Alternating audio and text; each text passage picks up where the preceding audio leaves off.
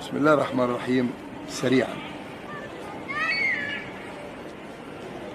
الزملكاويه الحقيقيين اللي عندهم كرامه وكبرياء ده اللي انا بخاطبهم. العيال التافهه اللي كانت بتجري ورا اشتغالات امام عاشور ما لهمش علاقه باللي انا هقوله.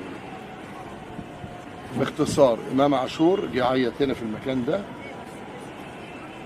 وجاب امه عيطت وجاب اخوه عيط، عايز مستقبلي، عايز احترف في اوروبا المستقبل هناك.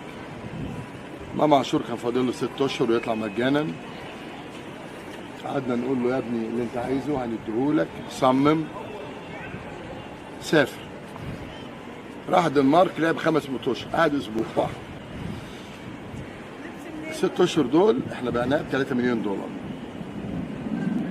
رجع فشل.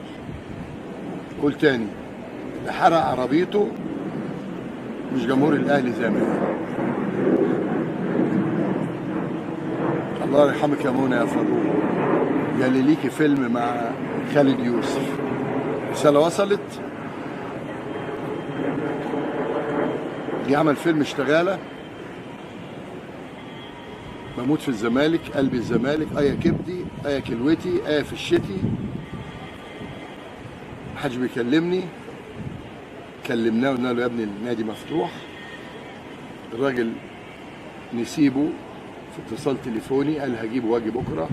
قلت له هستناك في البيت، مفيش عندي مشكله. بعد ما عمل الفيلم بقى طلع في المدرجات والزمالك امي وابويا واختي.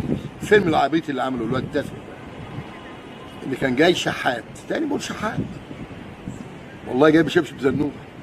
واحد كان بيلعب في المحله، مع احترامي المحله انضف منه 100 مره. المهم يعني، وانا حكيت القصه ان هو قال لي نسيبه، ما تتكلمش باسمي، ادي بنتك عندك اهي. اتاري البيه بقى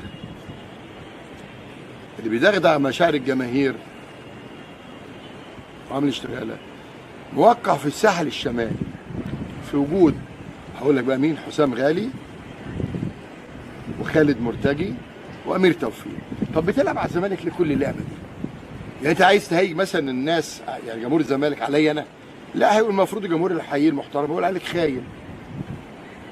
ومفيش لاعب هيقعد رئيس نادي وماشي رئيس نادي ولا بطوله. الكلام ده عند امك اللي انت جبتها تعيط هنا، تمام؟ فانا بسال سؤال، الفيلم انت عامله ليه؟ انت موقع في الساحل الشمالي اللي انا علمتك روح الساحل الشمالي بفلوس النادي، وبنيت عماره بفلوس النادي. بتعرف دلوقتي تروح الساحل الشمالي وتعاقد هناك وعمل افلام وبتاع. لا يا جماعه، ماضي قبل الافلام دي كلها. والسؤال، انت ليه بتعمل كده؟ انت ليه بتعمل في النادي اللي انت لعبت 6 ماتشات قبل ما تمشي، اتغلبنا فيهم كلهم بينهم اسوان، وبعد ما خفيت في 60 دقيقه كسبنا كل الماتشات. انا بقى بسال الجمهور الحقيقي، اشتريه ب$5 مليون يبقى انا عبيط وحد يمسح لي الرياله. طب هو طالب $1 مليون في السنه، اديله 40 مليون جنيه وعندي لعيبه تاخد 2 و3 مليون، يبقى انا دمرت الفريق. فوق بقى، احنا قفلنا الصفحه. وزي ما قلت لك قبل كده يا محمود يا خطيب، هديتي ليك كهرباء ولع فيك، هديتي ليك امام عاشور، نفس سلوكياته. وقول له انت لو راجل قول عربيتك مين ولع حالك. وبعدين ده مش ده اللي ضرب وليد في ظهره وقعه في الارض، مش ده اللي قال على العملاق الكبير صالح سليم انه كذا وكذا. مش عايز اقول ان انا بحب صالح سليم وده نموذج محترم لرؤساء الانديه. اقفلوا الصفحه.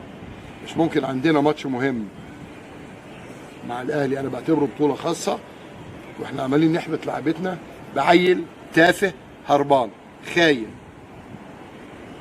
موقع. انا بقول لك مع مين بقى اهو، حسام غالي وخالد مرتجي وامير توفيق. انا مش هبص لا مؤاخذه حد عشان يجي يلعب في الزمالك. وبعدين هو اللي مرجعه من الدنمارك انه فشل. وبعدين هو الاهلي بياخده من الزمالك ولا بياخده من الدنمارك؟ خلاص انت طلقت مراتك، تروح تتجوز فراش، تروح تتجوز عرباجي، تروح تتجوز تاجر مخدرات. هو انا هقول لها انت بتتجوزها ليه؟ خلاص انا مطلقها، مش على ذمتي. هو نفس القصه. وعجبني قوي اللي عمله وليد تمام. ولا بتلزق عند الخطيب في مين؟ في تركي الشيخ لما قال لهم عصابه، لكن بتلزق عندنا. بتلزق عندنا ليه؟ عشان عنده اللي بيساعدوه. وانا مدي مهله اخيره. الفيلم الهندي اللي معمول ده بتاع محمود الخطيب والبلاغات لما ما قفلش هطلع احكي بالتسجيلات اللي عندي. شكرا.